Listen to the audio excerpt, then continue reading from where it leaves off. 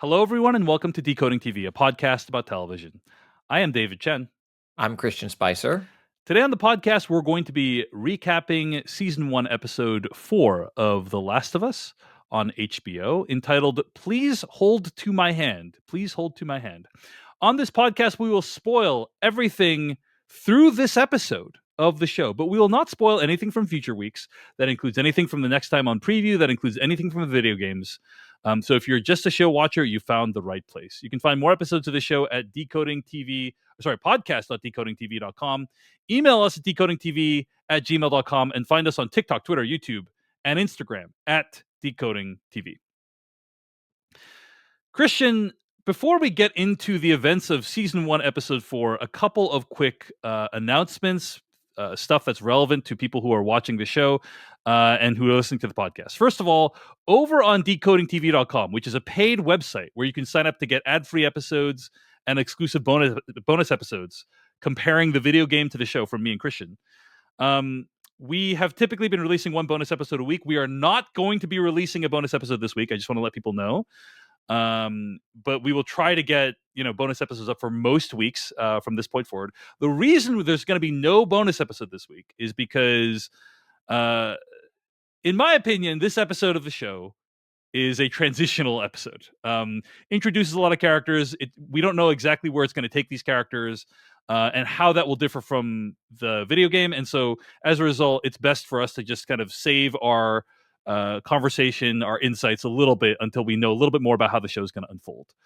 So decodingtv.com members, paid members, no bonus episode this week, but there will be one for most other weeks. But just wanted to let people know right off the bat so you don't think something's wrong. Another thing I wanted to announce is that this is actually over a week now. So after we recorded last week's episode, but before we published, it was announced that there is going to be a season 2 of The Last of Us. The show is doing incredibly well. It would have been shocking if there wasn't a season 2, honestly. But Christian, you also pointed out that episode 3 of The Last of Us had 6.4 million viewers, a 12% increase compared to episode 2, which itself saw a 37% increase compared to episode 1. Basically, a significantly larger number of people are watching every subsequent episode of The Last of Us. This has happened in the past where shows have an audience has discovered a show over time. Right.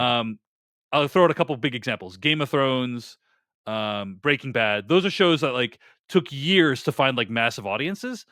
It's rare that it happens this fast, though. It's rare that it's week to week the audience is increasing by a number of millions, right?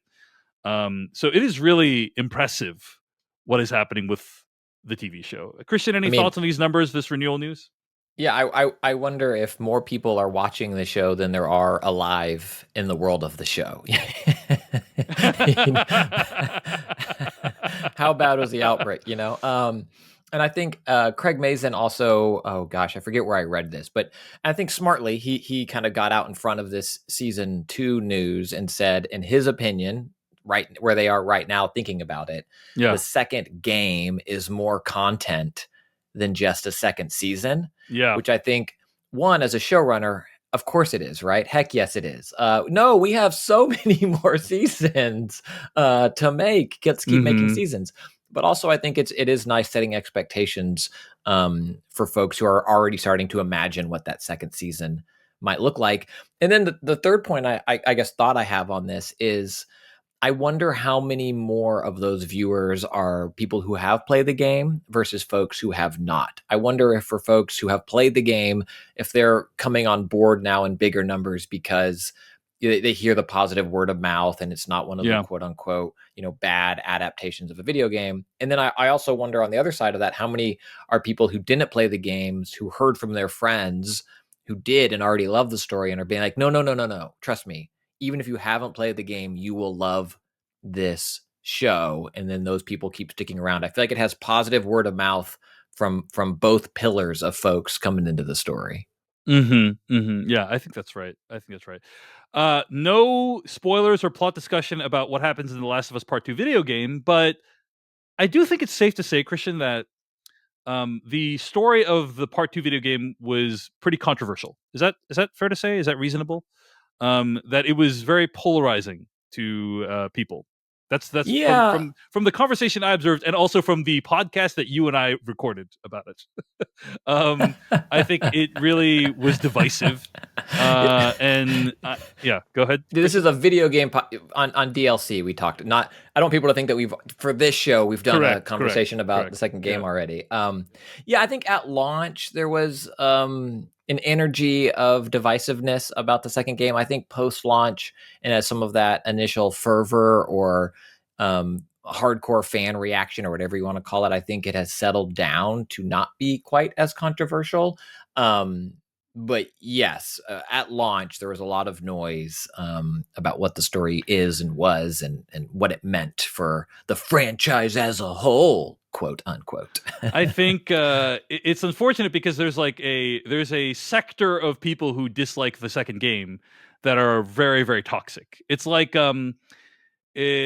you know how like the conversation around like The Last Jedi has become really toxic because there's just like a bunch of people that don't like a lot of the changes that Rian Johnson made, but it's not for like legitimate storytelling reasons. It's because they're toxic elements to the fandom.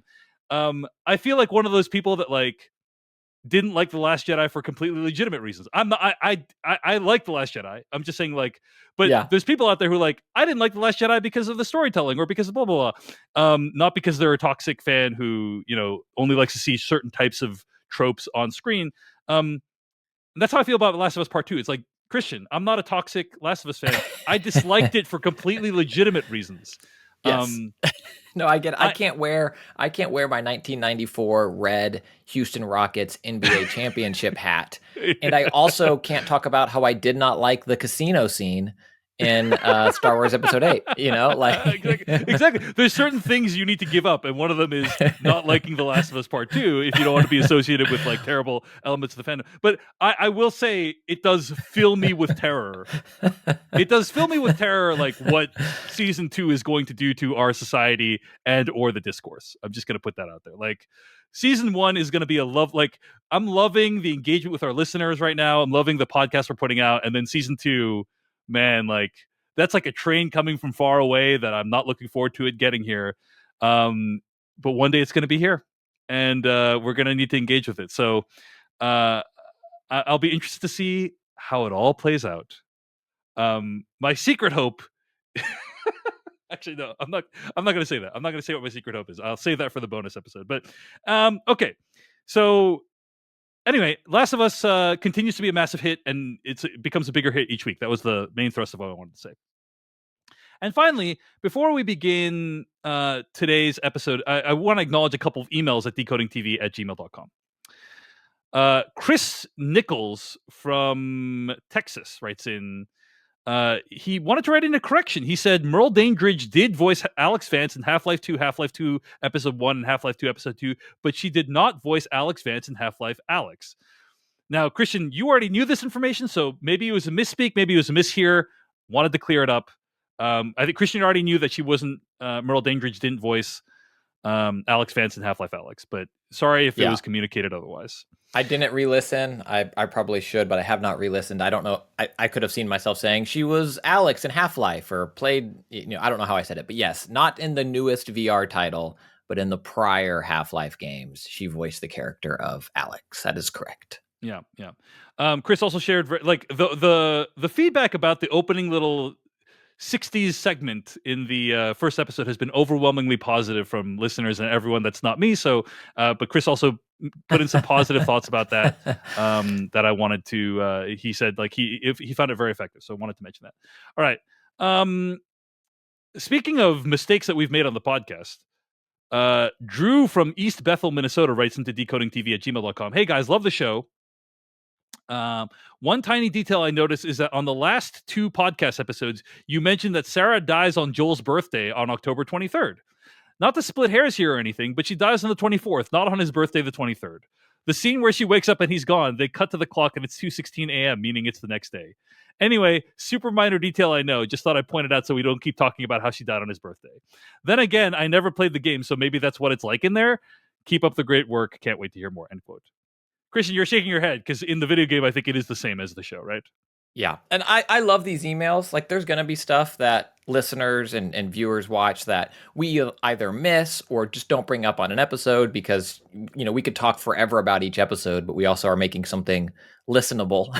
Hopefully. We're trying. We're trying. Trying. And apparently, according to these emails, failing. No, I'm just kidding. No, they say they love the show. They're but very nice. They're very nice. We're idiots. And I love these. Please keep sending them. I'm sure I'm going to continue to miss little moments that stood out to, you all listeners that clicked for you in a way. And I love stuff like this. And I never promise to be perfect, but I promise to do my best. And I do love picturing Joel like in the future, like, in Outbreak, Joel having a wonderful birthday and then being sad the next day,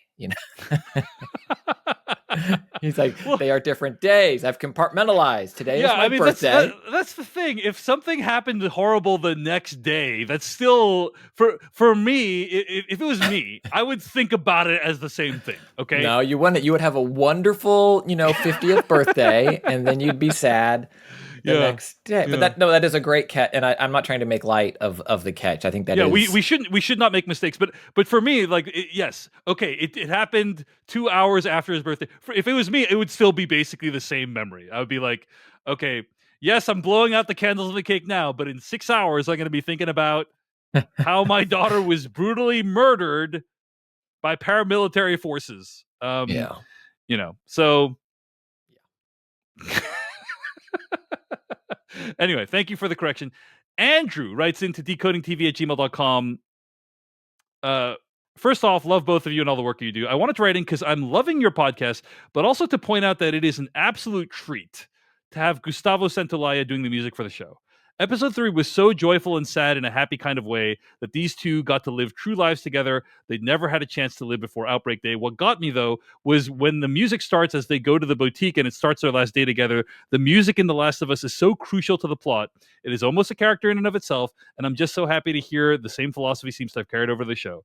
Gustavo's music is haunting, but also so moving in moments. I hope it continues. Can't wait to keep listening, Andrew. End quote.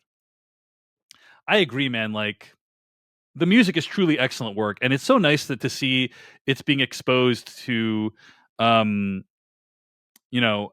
millions more people via this show. You know what I mean? Like it's really beautiful stuff, beautiful guitar work, and they basically have retained a lot of the themes and motifs from the game. You know, it's also interesting. They've retained a lot of the music from the second video game. I don't know if you've noticed that, Christian, but Take On Me was a big part of the second video game, and that was used in the trailers for the show. And the True Faith was the closing credit song of episode 4. That was a huge advertising song for the second game. So there's a lot of like music mixing back and forth between part 2 of the game as well, and also into like the show or the advertising for the show. Don't know if you noticed that, but I thought it was interesting. So yeah, and to the email, I was gonna clack on my clicky keyboard here to pull the name, but I didn't want to clack away. But on the official The Last of Us podcast feed, the bonus episode I did with Neil Druckmann before this HBO show started, but kind of talking about it. We talk about how the Gustavo's score is used, but also supplemented. And I don't have the other musician's name in front of me, which I could look up. Maybe the other musician in this show. Yeah, so it's not. I think it's David Fleming does the music as well. Yes, and so it's kind of a beautiful mix of. I'm going to clack for a second. Yeah, no worries. Of Gustavo's score with David's work to what I think is so beautiful about it is it's not like, oh, that's Gustavo and that's David. Up, that's David and here comes Gustavo. Like it's very complimentary. And I think it's masterful in turning video game music, which is often reliant on stems and loops. And because as a character, you can idle in a corner and the music kind of needs to keep moving, and changing that into something that is more of a traditional score. And I think they've done an excellent job so far in the show of bringing those pieces into something more linear than something that can stay on Joel for an hour as you loot a warehouse or whatever. Yeah. Before we get into this episode, there is one other thing I wanted to mention, Christian, which is the reaction to last week's episode of the show. I just thought it was really interesting to read. I would say overall, people reacted how we thought they would react. Like, the response to last week's episode of the show, Long Time, was rapturous. Like, a lot of people saying this is one of the greatest episodes of TV of all time. Mike Flanagan, I think, tweeted this is one of the, Mike Flanagan, who himself has created some TV that I would regard as some of the best of all time, is like, that was one of the greatest TV episodes of all time. I think many people, including us, I don't know if we fully articulated this on the podcast. Maybe we did on the bonus episode. But like, that is an episode of television that like justified why this TV show exists. It's like, oh, you can explore things that the game did not. And some people actually wrote about how this episode shows how the story is better when it's not a video game.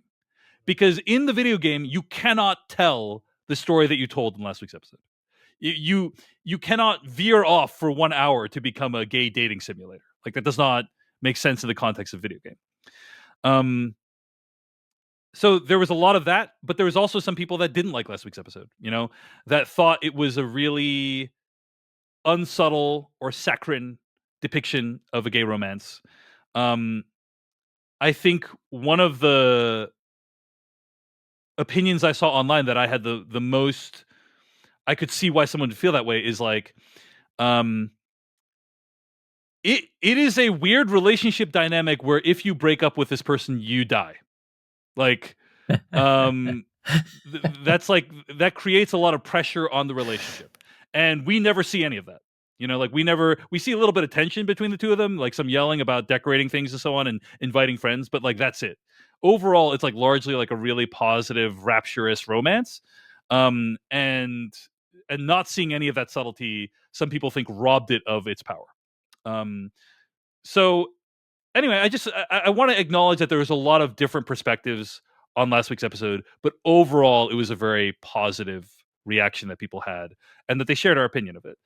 Christian, any thoughts on last week's episode before we move on into this week's? I think, to me, the most interesting conversation was about the stuff that you mentioned of like, oh, this shows why the story's better than in the game. And I don't know if that's quite a fair comparison, because I think the game could have told a similar story. The game could have also been a first-person shooter. It could have been a date. Like, it's telling a story that wasn't told in the game. But to say, correct, I love video games. I don't think it's fair to say that video games can't tell that kind of story. They're technically capable of telling that story. Yes, that's right. Games like Florence and Until Dusk Falls is a more recent kind of narrative story, and I think video games can do things that TV can't, like Snake in Metal Gear Solid 4 going through the microwave hallway is impactful because it's interactive. And I think the same is true of the video game, where some moments of stuff that's happened in the show already, like the State House, is stressful because you are low on resources and interacting in a way. So I understand it as a critique that, hey, this thing did something more impactful than what happened in the game, but I don't walk all the way out onto the ledge of games can't do this. And I will probably die on that hill of games can tell good story. Yeah, I would agree with you that games are technically capable of telling the story like what we saw last week. But I don't know if they could have done it in a game called The Last of Us. Like, I don't know if you could have taken a huge... I guess you could have.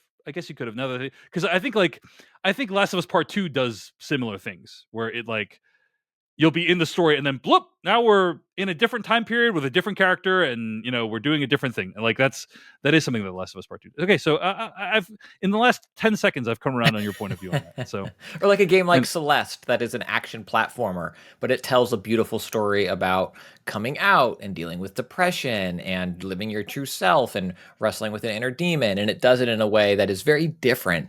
And I'm sure there's great cinema and TV that tackles similar themes, but I think the way the game tackles it is unique to gaming. So again, this is splitting hairs, kind of like Joel's birthday, day after Joel's birthday. But I agree that the game did not tell this story, but I don't think video games in general, even action-oriented video games, are incapable of telling a story as impactful as episode 3 of the show. Mm-hmm. Mm-hmm. There's one last thing I wanted to just acknowledge about last week's episode, which is that like people have been talking about that episode in relationship to the bury your gays trope in TV and film, where like a show will introduce an LGBTQ character and then kill them off. And I won't. It's not my discussion to get into. So I'm just going to say, like, I think there's been a lot of good writing about it, and I think it's worth like considering that perspective. So just like Google Last of Us, Bury Your Gays, and you'll find a lot of like great writing about that topic. But I did want to acknowledge that like many people seem to think that that episode subverted that trope. Some people think it played into that trope. Not my place to have an opinion. I will let people read up on it, but I wanted to acknowledge that that perspective is out. Those perspectives are out there, and they are also worth considering. So, along those lines, something that we didn't talk about before, but there's also been discussion about Sarah's death and the trope of fridging. Which is where a character exists purely for the idea of giving your protagonist their reason d'etre, often a cisgendered straight white male who loses a female. And I think there's interesting stuff written about that, about this game, the show, but also just the trope in general. And I think if folks aren't aware of either burying your gays or fridging, it's enlightening to read and kind of go into media with that background. Yeah, just be aware that like this is a trope that people recognize, and that if people use this imagery, it is loaded. There's loaded imagery and ideas around it. Speaking of loaded imagery, by the way, also the idea of like, I also saw some chatter about the idea of a gay man pushing another gay man in a wheelchair. Like that's a very loaded imagery for a lot of people, because of the AIDS crisis and other things like that. So like, and some people criticizing the show for like whether or not they deployed that imagery responsibly. Again, not my sort of place to have really a strong opinion on this, but I would encourage people to read up on it because I think it's worthwhile and it will enrich your understanding of the show. Okay, that's all the talk about last week's episode. Let's finally get into this week's episode, Christian. Season 1, Episode 4, entitled Please Hold to My Hand. This is a lyric from Hank Williams' song Alone and Forsaken, which plays during the course of the episode. It was also used in the marketing for season 1 of Last of Us in the trailers. You pay for those royalties, you use it as much as you can, that's how that works. That's how that works. Not really, but yeah. But as you pointed out in the show notes, Christian, the second episode in a row with song lyrics as the episode title. So who knows if that's going to be a long-running thing.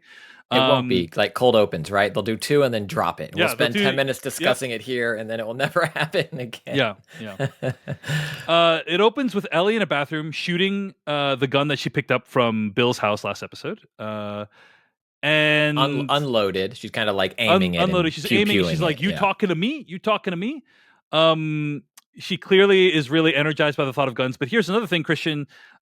She knows how to use them, because if you've ever used a gun before, which I have, she knew to empty the clip, and she knew to make sure there's nothing in the chamber before she started pulling the trigger, which a newbie might not know. Like as someone who wasn't familiar with guns might not know. So she's someone who knows her way around guns, and we find that out in this scene by the way she's handling that gun, and also later on in the episode as well. So, any thoughts on that before we talk about the gas station stuff?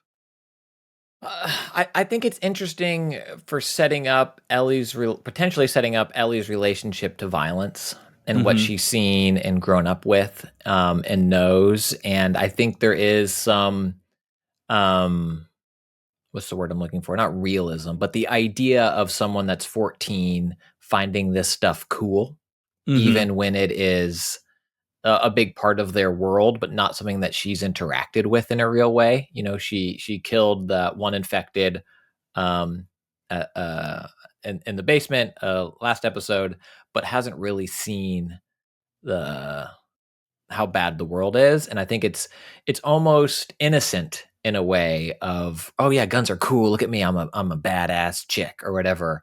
And I think it reminded me of how young and innocent Ellie is in a world that is not young or innocent. Yeah.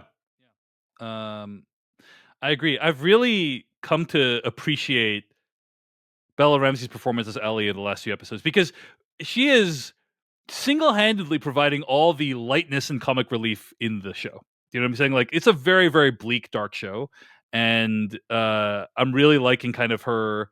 You know, she's very irreverent. She's very like not taking this that seriously, even though she's in a post-apocalypse. It's really a testament to the resilience of teens and children in challenging situations. Okay, they're at a gas station. Joel is siphoning gas from parked cars because gas wears down over time, and so he needs to siphon a lot of it in order to get any distance whatsoever. I think this is a good time to bring up the fact that this episode of Decoding TV is brought to you by Nissan. And I think what Joel would have loved is a Nissan EV in our society. That would have been really amazing for him, right? Because as a pioneer in the electric vehicle space, Nissan is always looking for ways to deliver new, meaningful technologies to EV owners. After all, Nissan's been making EVs since 1947, and their EVs have now traveled 8 billion miles by Nissan Leaf owners since 2010. 8 billion miles. That's the equivalent of driving to Pluto and back. And if you think that's electrifying, one of their EVs trekked all the way to the North Pole. Nissan even tests their EV technology on the Formula E racetrack. But Nissan knows you don't just get an EV for the E. You get a Nissan EV because it makes you feel electric. It sparks your imagination. It ignites something within you. It pins you to your seat, and it takes your breath away. At least that's what Nissan thinks about when designing their EVs like the Nissan Ariya and the Nissan Leaf. It's about creating a thrilling design that electrifies its customers. I love Nissan's focus on creating a thrilling drive and an electrifying life.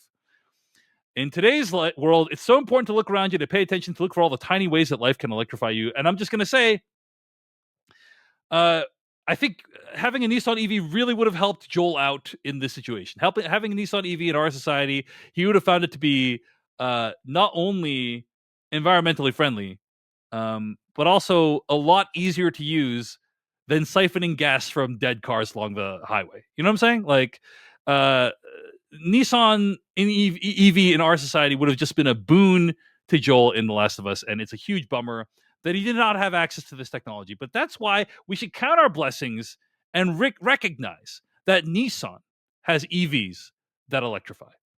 Thanks to Nissan for sponsoring us for this episode.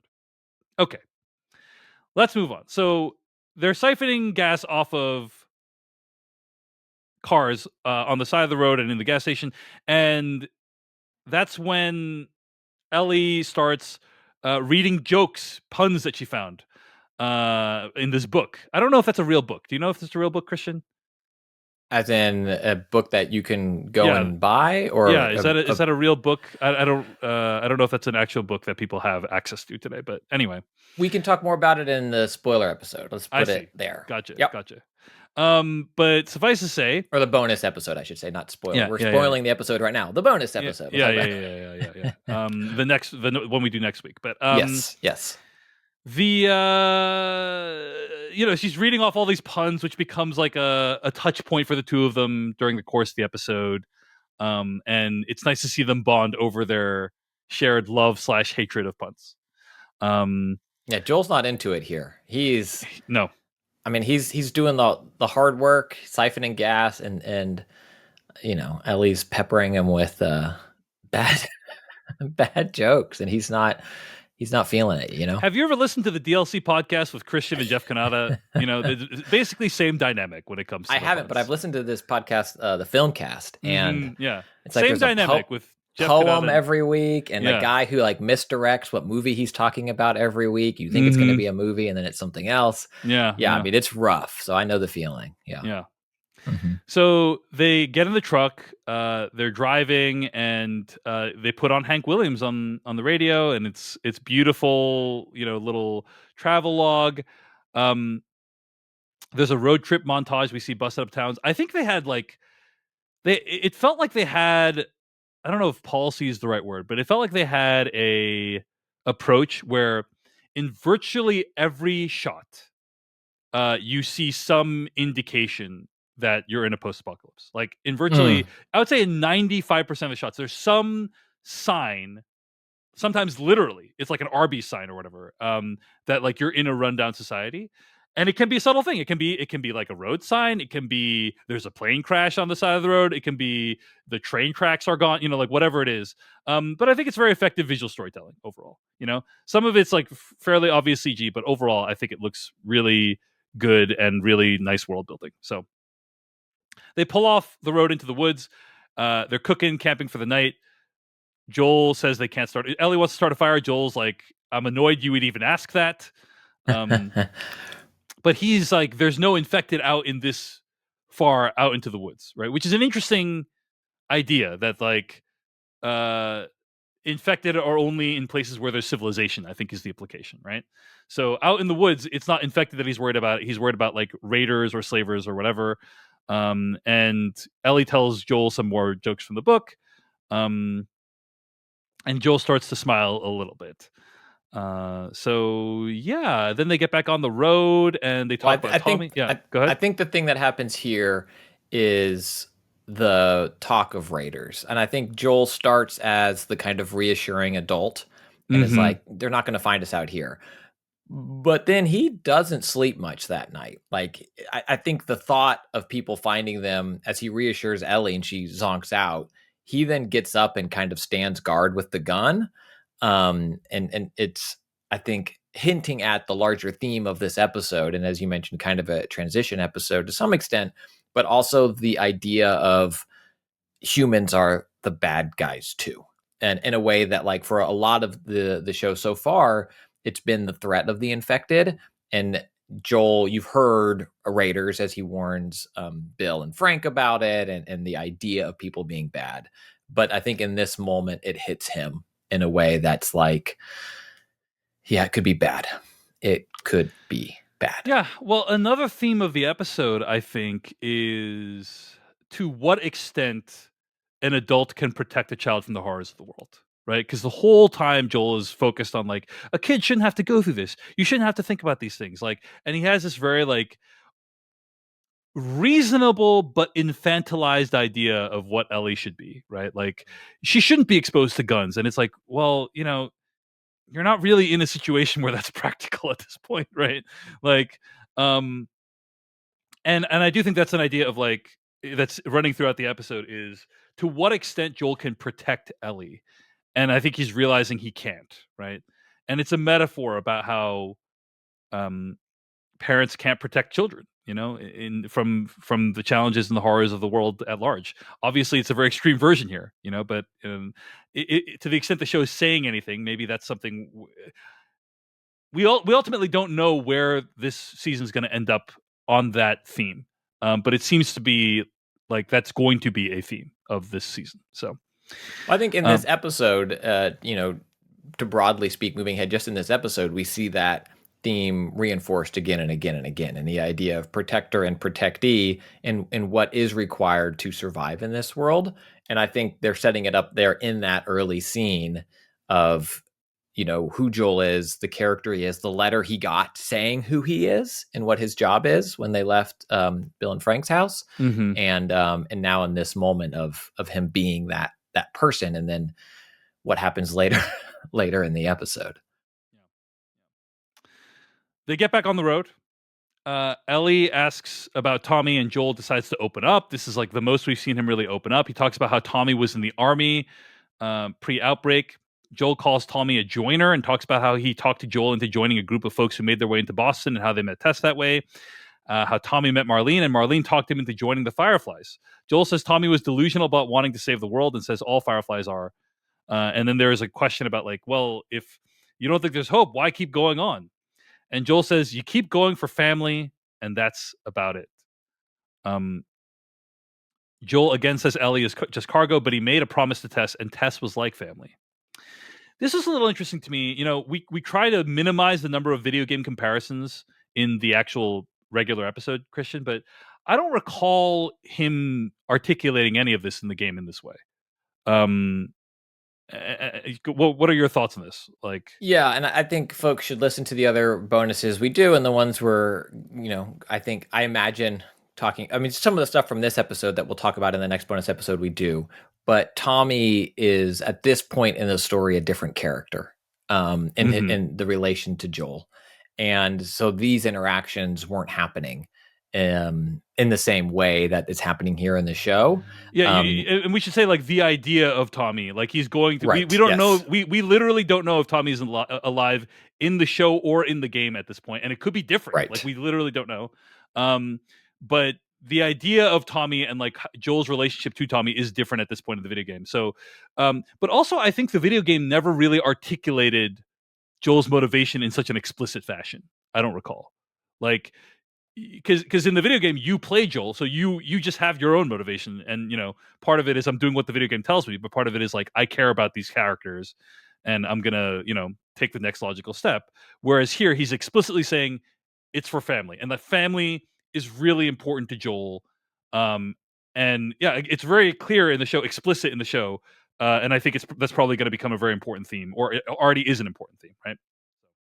Yeah, I think it's in the game, but it is in the game, but not in EA Sports. No, it's dumb. It's in the game. Sorry, I can't help myself. But it's not said like this, right? It's kind of Correct. implied heavily. Yeah. This scene, as constructed, isn't here, but I also think it's a harrowing scene for Ellie in this moment, where she's been told for however long now that she's the cure, she's humanity's hope, and the Fireflies are going to save her.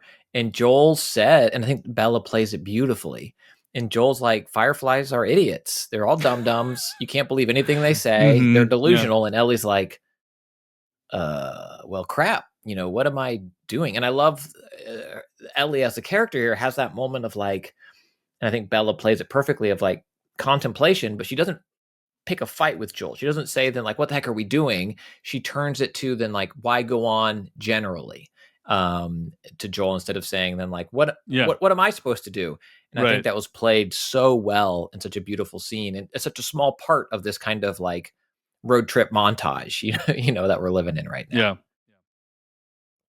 Yeah. There's a little bit of a joke in the video game and the show about this men's magazine, this pornographic magazine that Bella finds in the seat. It's literally plays out in the same way in the game as it does in the show. Um, And also, I remember in the video game when that scene happened, it was immediately followed by an ambush, and I was like, "Oh man, something bad's going to happen in the show, probably."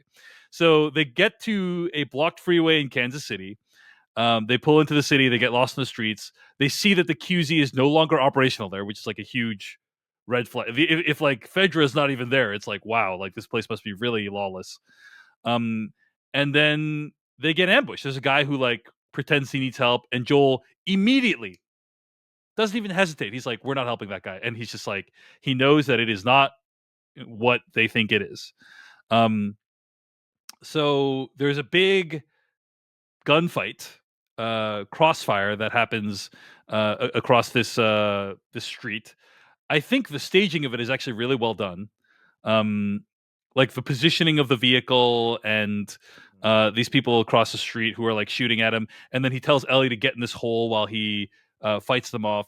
And when she's just struggling to like get into this hole in the wall, like you realize like how delicate this whole situation is. Like this girl could get shot right there, and like the whole mission's over.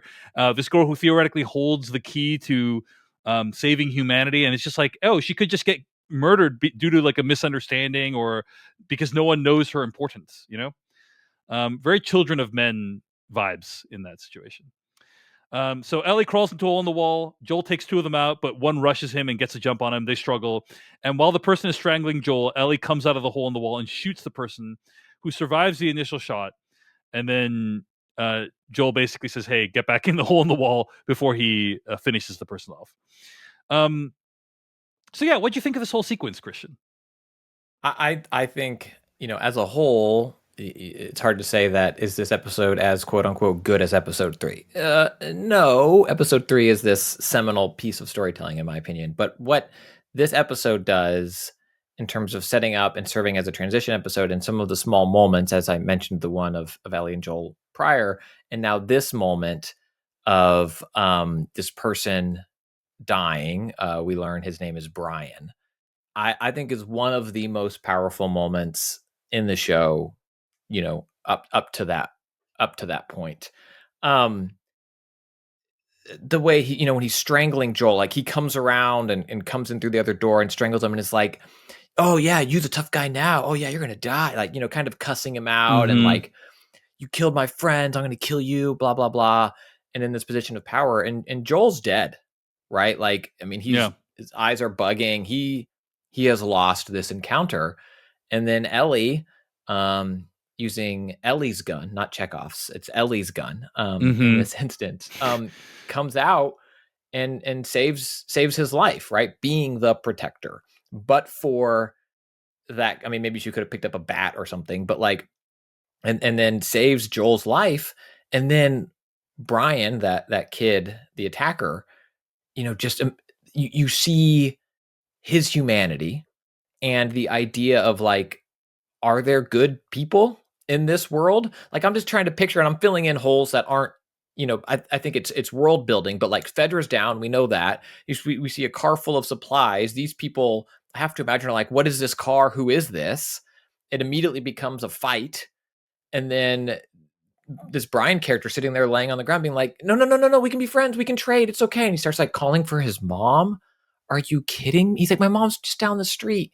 And it's like, yeah, he's probably what, 18, 17? He's a kid himself. And it's just, man, that scene, even thinking about it now, I'm going to get choked up. I mean, it's just, there's so much emotion in that small moment. I think that for so many shows, it's just a passing moment of like, Ellie saves the day. And I think it was Mm-hmm. so impactful here in seeing who these people are, trying to survive in this world. I loved it. I'm glad you liked it. It didn't. Oh, It didn't have the same. interesting. Yeah, it didn't have the same effect on me. It just was a little bit too theatrical, in my opinion. Because I think we've seen this scene before, where like person begs for their life and other person does not comply, and it's a sign of their lack of humanity or their slipping away humanity and so on.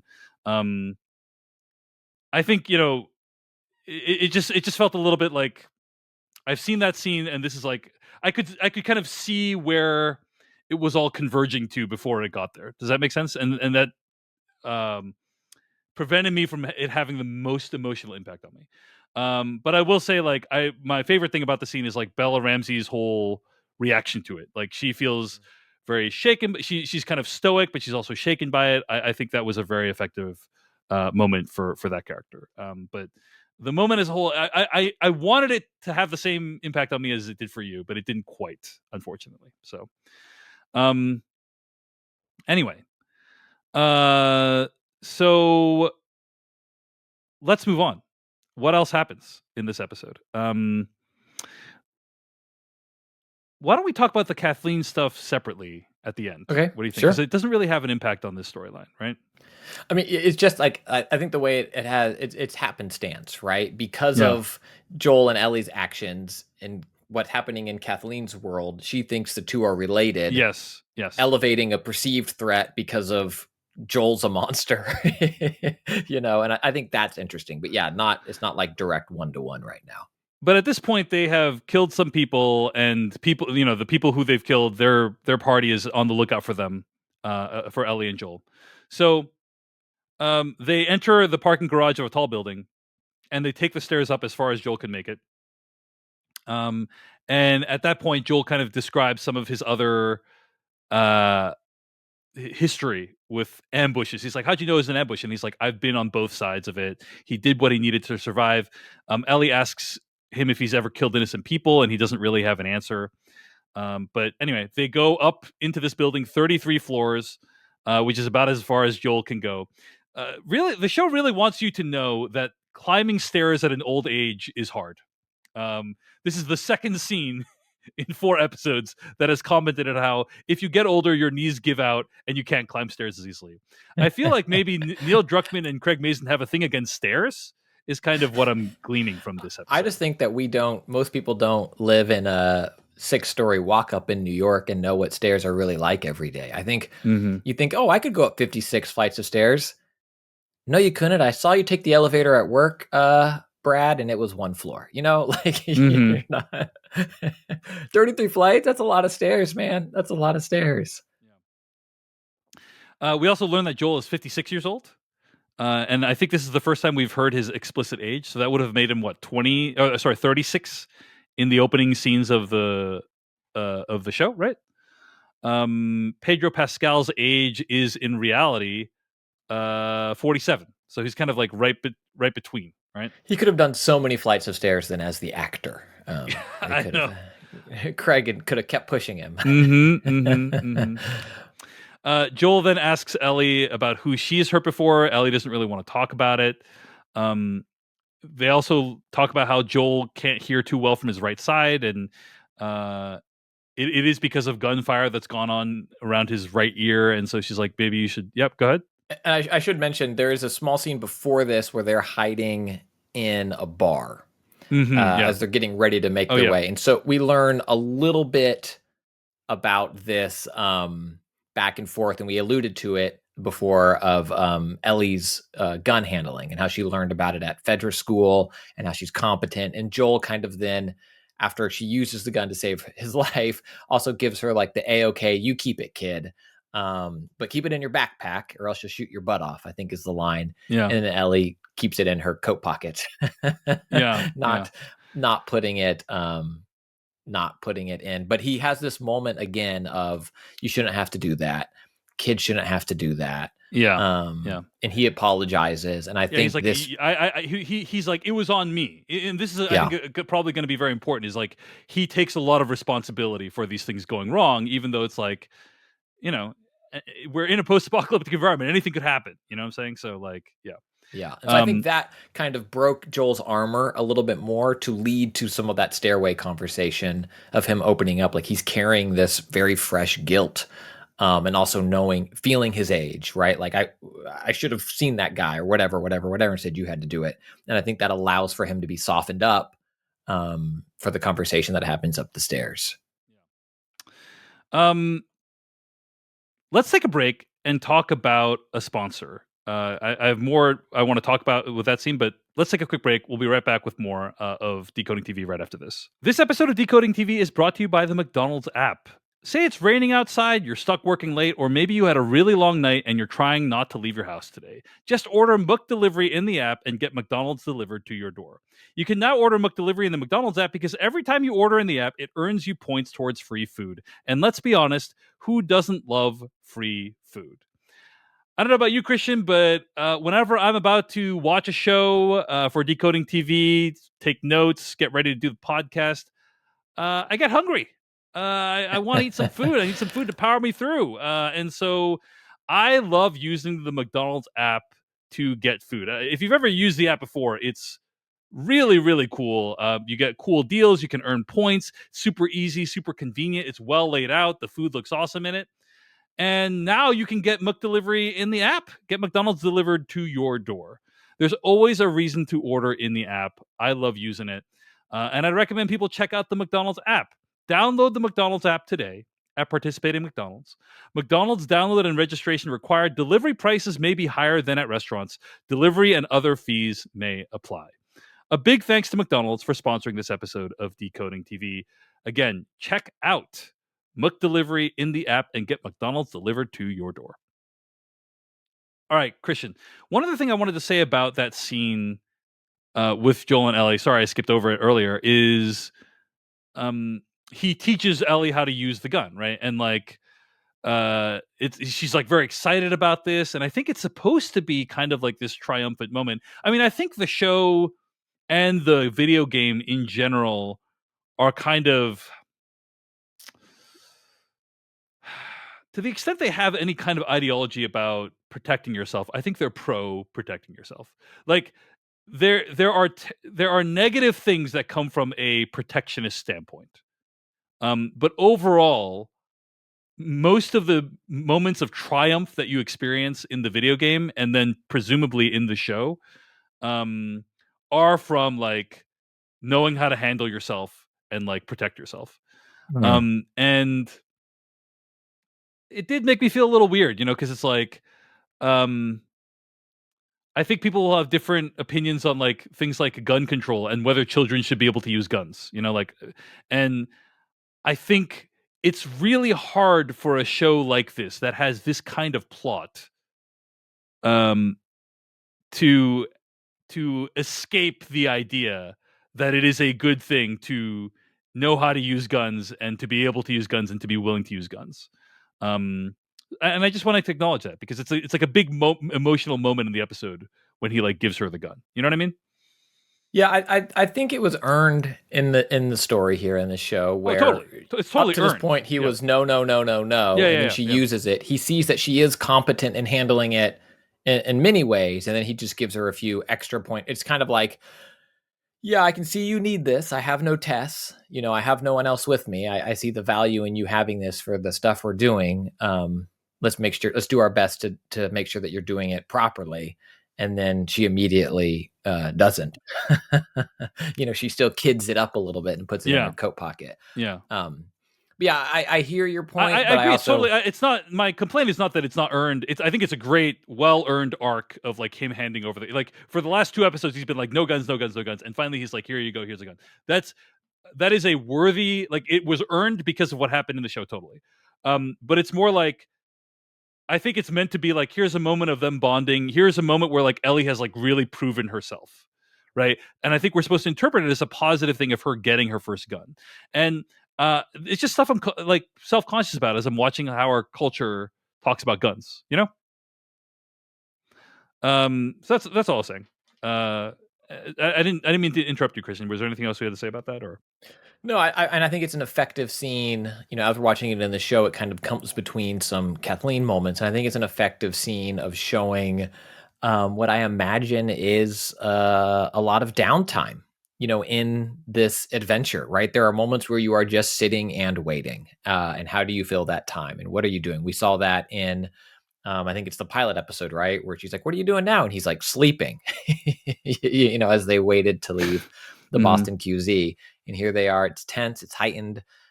He has a line of like, they're searching apartments now, but I'm sure they'll come here soon. They're looking for somebody or looking for us.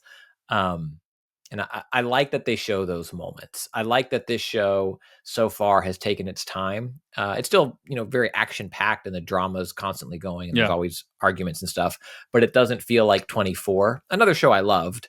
As I say that, we should say the woman who plays Tess in the game passed away. Yeah. She was also Agent Annie Renee. Wershing, very talented actress who was in 24. She also played Tess in the Last of Us video game, as Christian just pointed out. Passed away this last week. Very, very sad. Yeah. But yeah, I stumbled into that emotional wall myself there. But in 24, that show never really rested. It was kind of its thing, and I like that The Last of Us takes these moments between characters and gives them pause. Yeah. Okay, so Ellie and Joel start joking around, and yeah, they finally have like a nice bonding moment at the end before they fall asleep. And Joel kind of plays along with the puns before they are rudely awakened at gunpoint, and then smash cut to credits.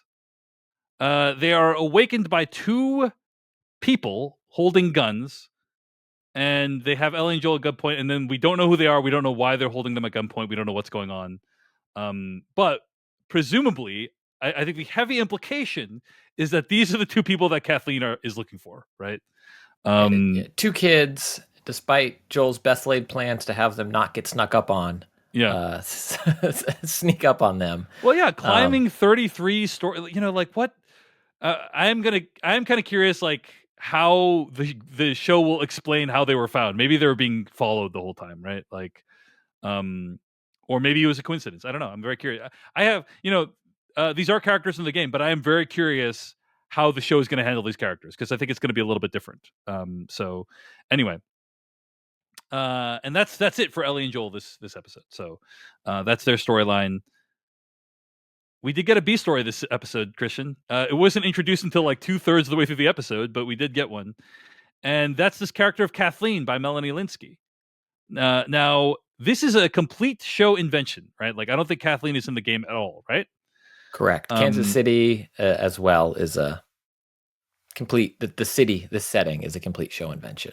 Yeah, there is no such thing as Kansas City in real life, guys. I don't know if you've heard. No, in the game. And why would they call a city Kansas City, and it's not in Kansas. It makes absolutely no sense. In the Right? So game, it's Missouri City. That's a good point. Yeah, it's they would never name a city Kansas City in our reality. no, I Right? mean it's That would be ludicrous. Yeah, nonsense. and that team Nonsense. would never have that city would never have a good football team. Yeah. It's all Yeah. make believe. None of it's real. But anyway, so Kathleen, what do we know about Kathleen? In your opinion, at this, like, who is like, my sense is Kathleen is kind of like the leader of this group, or at least one of the leaders of this group of people that have kind of taken over Kansas City, and now run the place, right? Like that was my interpretation. What was your interpretation? Yeah, I think it's Melanie's casting or what she brings to this role. Kathleen, I think, is the scariest person we've maybe met so far. Like, we're told Joel and Tess were scary people. We're told often that Joel was, Mm-hmm. is a scary dude. Watch out. Um, Kathleen has these like motherly vibes. Like she Mm-hmm. seems like nurturing. She seems to be the person who would like, oh, the Fedra's down. Here's our community garden. Like, come help. And that she's kind of running, as we see in this episode, this mercenary army, like that agent dude who looks like classic agent dude. Like, I feel like his hands are always resting on his tactical vest as he talks. Yeah. And her interaction with the doctor character in this episode, like Kathleen, it's Kathy Bates in Misery. Those are the vibes Mm-hmm. that I'm getting from Kath. Like, I'm so sweet. I'm here to help. As soon as I have the opportunity, I'm tying you to my bed and breaking your kneecaps. Mm-hmm. Mm-hmm. She is creepy, and I think really well played as this. It's not who I would expect to be running the no longer Fedra occupied Kansas City, right? It's not this alpha male, I'm sitting on top of a tank, chomping a cigar, Arnold Schwarzenegger character. And I think that makes her, and I'm bringing some of my bias and prejudice, I guess, into that, but she feels a little more unpredictable than just like, oh, that is bad guy, go kill bad guy. It seems like there's some heart there. And I'm curious if what her intents are in terms of running this city now. Yeah. Um, I'm gonna say that I think Melanie Linsky is one of the most talented actors of our time. I've loved her in most of the things she's been in. Um, and this has happened where, like, initially, like, I'm not loving the performance, and then I'll come around on it, and maybe that's what's going to happen in this case. But so far, I wasn't. I wasn't really vibing with this specific performance quite yet, just because she felt very rattled by a lot of the stuff that was happening in the episode.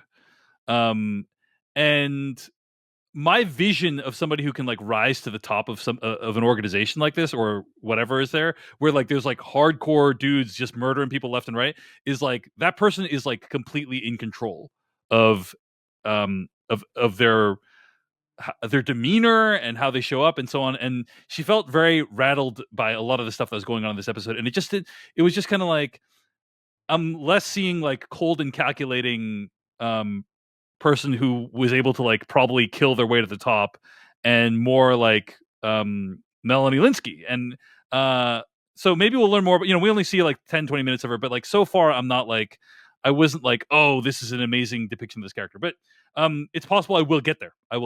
Just so far, like when she, like, finds, like, her people have been killed, and she's like, oh well, maybe a doctor can. I understand it's like there's desperation there, like she's supposed to feel desperate, but um later on, when we see she finds something like underground that's really weird and creepy, and I think it's going to be like, uh The it's Telltale actually Heart. like, yeah, it's like a mystery that the show sets up, that it's like, oh, what is going on there, what's going to happen there. That's kind of interesting.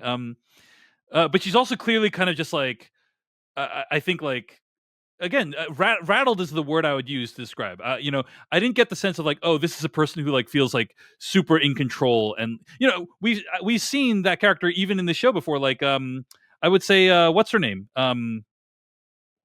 Merle Dangerous's character, whose name escapes me.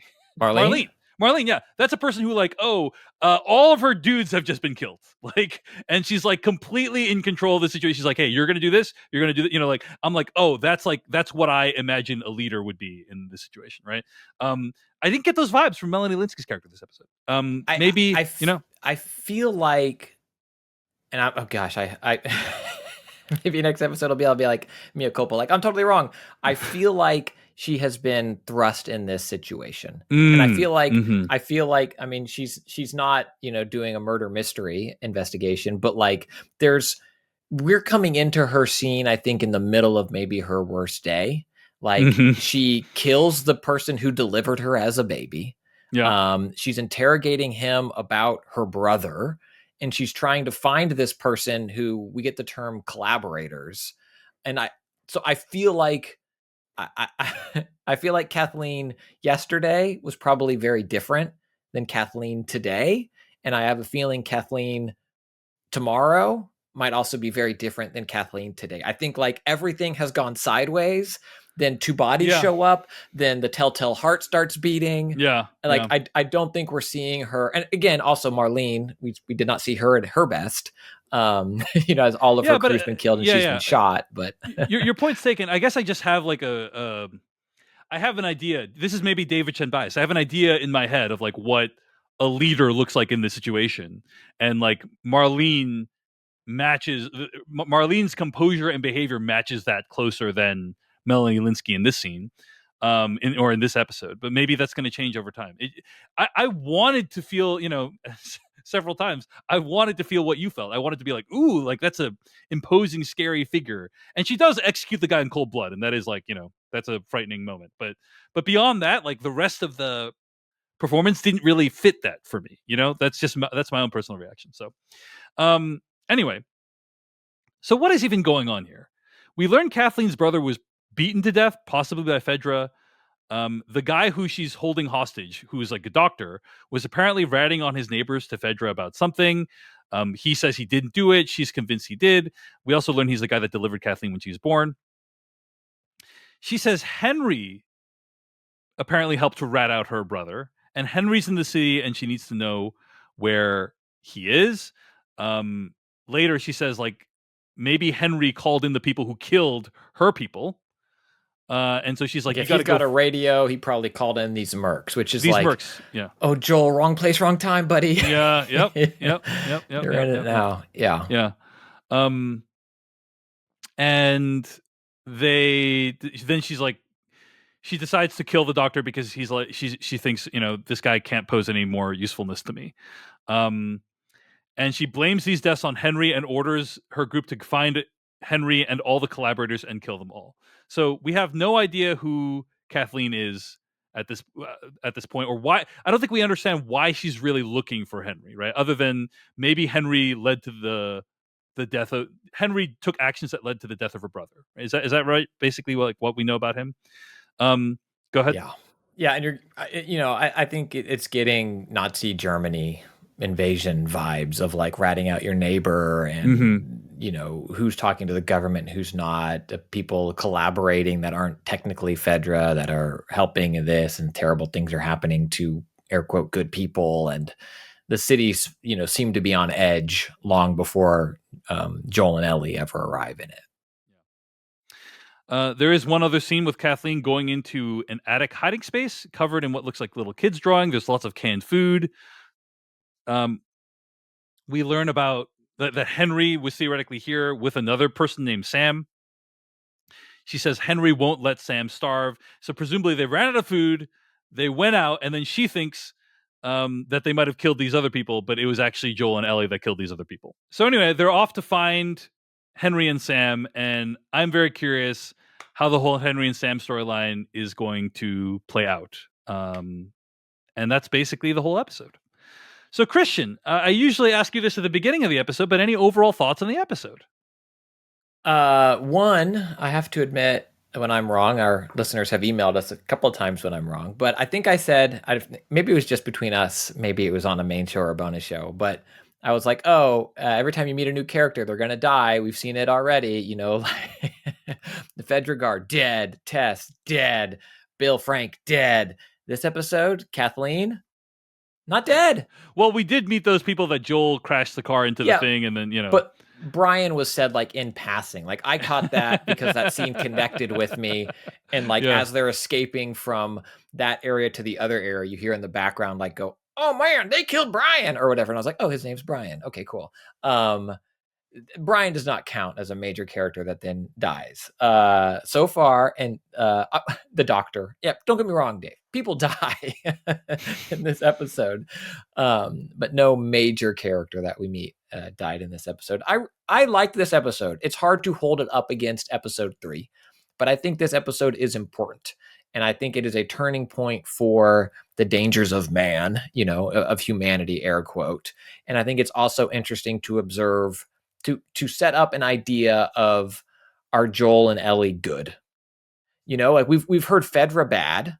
Okay, so Joel and Ellie are anti-Fedra. Good. Joel and Ellie good. We've heard humanity can be bad. Raiders and all this stuff, and people that are going to do worse things to you than rob you in the middle of the night. But then we've learned Bill Frank good. And now we've seen this city that is no longer Fedra, which was bad, and is now this other group, which is maybe just doing what it needs to do to survive, i.e. the same thing Joel had done in the past, he says. So I think it's setting up this really nice moral gray area for our characters to have to navigate that I hope will pay off as we spend time with them, because so far it's been like, oh, they're bad, they're good. And maybe Kathleen's good, like she's not the ruthless cigar chomping villain again. So I like it. But the impression was you got was that she might be, right, from this episode, right? Yes, we don't know, right? Yeah, I think she's scary. But so is Joel. Joel's killed a lot of people. Yeah. So. This is the first episode I've watched this season that I thought was fine. It was fine, there was the shootout sequence was pretty well done. I thought it was like staged really well, geography wise. That's like a really, like, if you look at the physical geography of the sequence, he like crashes that car into the thing, and it's positioned at the exact right angle where they would be protected by the car. I thought that was really like nicely done, as an action scene. But yeah, this is very much a transitional episode. It's setting up this other arc with these people that find Joel and Ellie, probably. It's setting up this arc with Kathleen with this stuff that's underground. Like, who knows what any of that's about.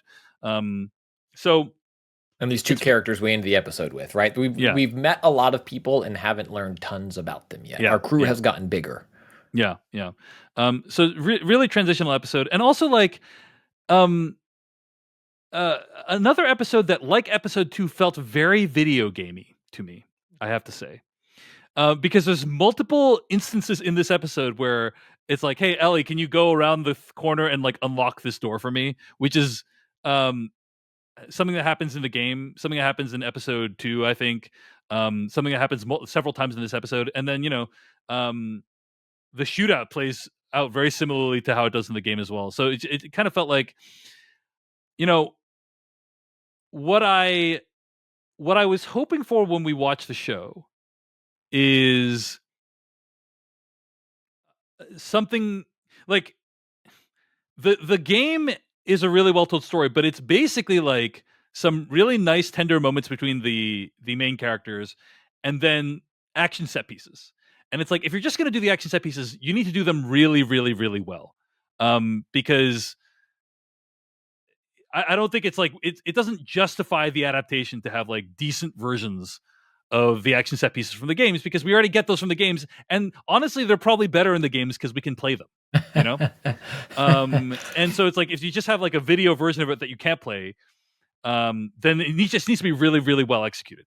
This was a well executed action sequence. It's not bad in any way, but it was just like, it's solid. It's fine. And then like the part about like, hey, unlock the door, move the desk, da da da da da. It all felt very video gamey in a way that I found to be distracting personally. And then just the overall plot is kind of like, oh, this is we're just kind of setting the table for what's to come, I think. So I thought it was fine. Not a bad episode at all, but probably my least favorite out of the ones that we've watched so far. I think it's a necessary episode.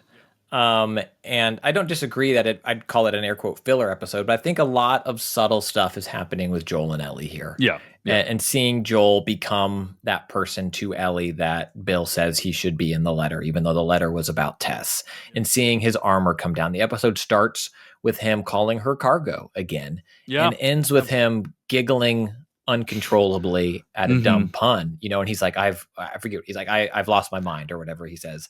And I think that Pedro giggle is up there with the Nick giggle, Nick Offerman giggle from last week. The Nick Offerman giggle from last. I mean, it is out of character for Joel the human. It's like, when you as a person do something out of character, like, why did I react that way to a spider? I don't care about, but you break, and it feels like Joel breaking, and breaking down, and bringing this young woman closer to him than maybe he wants to. And I think that stuff is important. And when I think of a traditional filler episode, I think of some of the earlier Netflix shows where it's like, oh, we got a 13 episode order. Our show's only 7 episodes long. We got to pad these out. And this didn't feel like that to me. It felt like it was still doing some heavy lifting, but at the same time, I agree. It wasn't, as impactful as some of the prior episodes. Yeah, no, very good point as usual, Christian. I think it does do a lot of work to develop the characters and get them to a place where presumably they need to go. So yeah, it's a good Joel and Ellie relationship building episode in a way that like last episode wasn't really, right? Because it was about other characters. So yeah. Okay, well, that's going to bring us to the end of this week's episode of Decoding TV. Again, you can always email us at decodingtv@gmail.com. Find more episodes of this podcast at podcast.decodingtv.com. Find us on TikTok, Twitter, YouTube, and Instagram at Decoding TV. Christian Spicer, where can people find more of your work on the internet? Until next week. Website's a good spot, christianspicer.com. And if you like video games, you can listen to DLC, the video game podcast I do with Jeff Canada. You can find it wherever you get your podcasts. We just talked about the Dead Space remake. We talked about Hi-Fi Rush, which was a stealth launch game from Xbox that is awesome and very cartoony, Saturday morning vibes, very cool. And you can hear about that and all the other games coming out as we talk about them each and every week. Alrighty, folks. Thank you so much for listening to this episode of Decoding TV. Thanks to everyone who's a paid member at decodingtv.com who's supporting this podcast and getting ad-free episodes and bonus episodes. Although not one this week. We're going to save all of our insights for next week's bonus episode. But until then, thanks for listening. We'll see you next week with another recap of The Last of Us. Hey everyone, David Chen here. Thank you so much for watching that video from Decoding TV. If you want to get an audio version of the show, all you got to do is go to podcast.decodingtv.com. And if you want to support what we do, get ad-free episodes of the podcast and also bonus episodes of the podcast, go to decodingtv.com and become a paid member. Of course, you can also like and subscribe for more. We appreciate it. Thanks. See you later.